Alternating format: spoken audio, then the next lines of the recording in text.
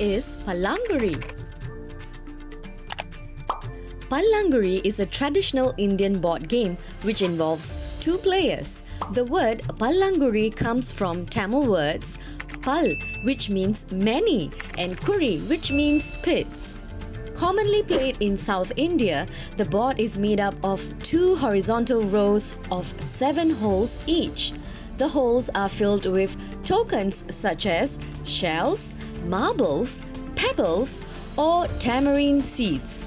A similar version of the game is also popular amongst other communities such as the Malay and Peranakan communities and is known by different names such as Chongka or Menkela.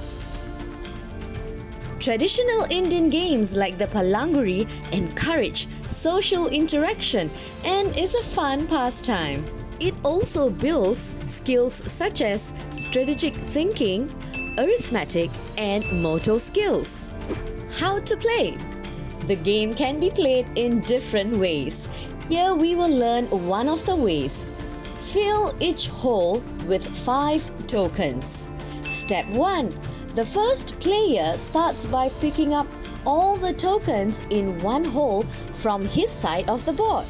He then drops the tokens one by one in each hole in an anti-clockwise direction. Step 2. When there are no more tokens in his hand, the player picks up all the tokens in the next hole and continues distributing them around the board.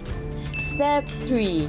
The player continues until he has no more tokens in his hand and reaches an empty hole. Step 4. When this happens, the player wins all the tokens in the hole next to the empty one.